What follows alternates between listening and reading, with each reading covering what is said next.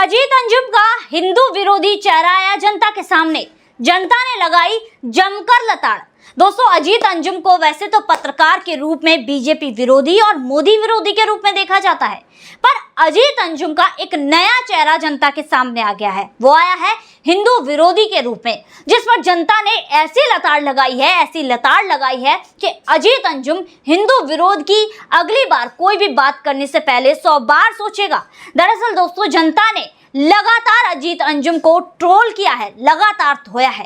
दरअसल अजीत अंजुम ने एक ट्वीट किया था जिसमें उन्होंने जो बागेश्वर वाले बाबा हैं धीरेन्द्र कृष्ण शास्त्री, उनका कनेक्शन बीजेपी से बताया था। धीरेन्द्र कृष्ण शास्त्री के बिहार आने को लेकर बीजेपी को भी टॉन्ट किया था। कहा था कि बीजेपी अब बिहार सरकार से डर गई है, इसीलिए तो अब बागेश्वर बाबा का दामन पकड़ रही है। इस तरह का बीजेपी के ऊपर कोई तंज कसा था। तो दोस्तों, आपको बता दूं, इस पर जनता ने खूब जमकर यहाँ पर अजीत अंजुम को लताड़ा है। दोस्तों, यूं तो सभी को पता है कि बागेश्वर वाले बाबा धीरेन्द्र कृष्ण शास्त्री की लोकप्रियता आसमान छू रही है, जिसके बाद राजनेताओं में भी खलबली मच रही है। और जो ऐसे लोग हैं जो धर्म के ठेकेदार बने हुए हैं, उनमें तो खलबली का ठिकाना ही नहीं है। उनके तो पेट में दर्द हो रहा है। लगातार वो यही सोच रहे हैं कि ये बंदा इतनी लोकप्रियता हासिल क्यों कर रहा है, अपने धर्म का प्रचार इस तरह क्यों कर रहा है, क्यों लाखों की संख्या में, करोड़ों की संख्या में इनके श्रोतागण हैं, लाखों की संख्या में इनके जो कार्यक्रम होते हैं उनमें भीड़ जमा होती है। दोस्तों, आमतौर पर देखा होगा कि लोकप्रियता के मामले में जो राजनेता हैं उनके पास भी इतनी लोकप्रियता नहीं होती। उन्हें भी अपनी रैलियों में पैसे देकर भीड़ इकट्ठा करनी पड़ती है।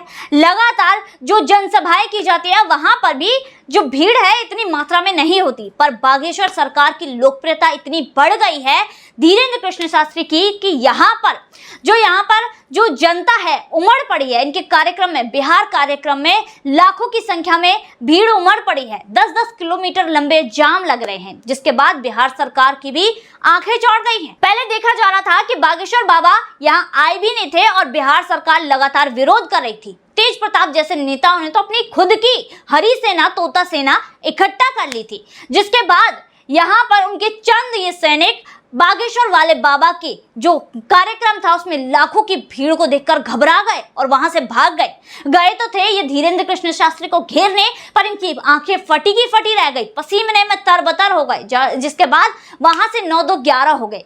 पर दोस्तों, यहाँ पर बात इतनी है कि बीजेपी के नेता जब अपने धर्म के जो यहाँ पर बागेश्वर वाले बाबा धीरेन्द्र कृष्ण शास्त्री के साथ बातचीत कर रहे हैं, उनसे मेलजोल बढ़ा रहे हैं। मनोज तिवारी को तो देखा गया था कि वो खुद एयरपोर्ट जाकर बागेश्वर वाले बाबा को गाड़ी ड्राइव करके लेकर आए थे। तो इसके बाद इन लोगों की हड़बड़ाहट का, बौखलाहट का तो ठिकाना ही नहीं रहा। तभी तो अजीत अंजुम ने इस तरह का ट्वीट कर दिया। इस तरह बीजेपी के साथ बागेश्वर वाले बाबा का कनेक्शन बताते हुए बीजेपी पर तंज कस दिया। तो दोस्तों, यहाँ पर जनता ने अजीत अंजुम की क्लास लगा डाली। जनता ने साफ तौर पर कहा कि यहाँ पर बीजेपी ही नहीं बल्कि जो कांग्रेस के नेता हैं वो भी नतमस्तक हुए हैं। क्या उनके समय पर तुम्हारी आंखें फूट गई थी? क्या उनके समय पर तुम्हें दिखाई नहीं दे रहा था? इतना ही नहीं, उन्होंने तो ये तक कह दिया कि तुम्हारे जो मालिक हैं उनकी बेटी यानी कि लालू प्रसाद यादव की बेटी ने, रोनी ने भी यहाँ पर बाबा के सामने पर्ची डाली थी। और इतना ही नहीं, कांग्रेस के बड़े बड़े नेता यहाँ पर लोटपोट हो रहे हैं, बाबा के सामने नतमस्तक हो रहे हैं। जिन नेताओं में कमल नाथ भी शामिल है। दोस्तों, बाबा की लोकप्रियता इतनी ही खत्म नहीं होती। लगातार जनता जनार्दन ने इन लोगों को आईना दिखाया। ये जो लगातार हैं बीजेपी के लिए इसको धार्मिक पैतरा बता रहे हैं, तो जनता ने इस पर भी क्लास लगा डाली। जनता ने सीधे तौर पर पूछा कि मौलानाओं के सामने जो नेता नतमस्तक होते हैं, जो लौट जाते हैं, उनको कभी तुमने धार्मिक पैतरा नहीं बताया? जो लोग मज़ारों पर जाकर चादर चढ़ाते हैं, उनको तुमने धार्मिक पैतरा नहीं बताया?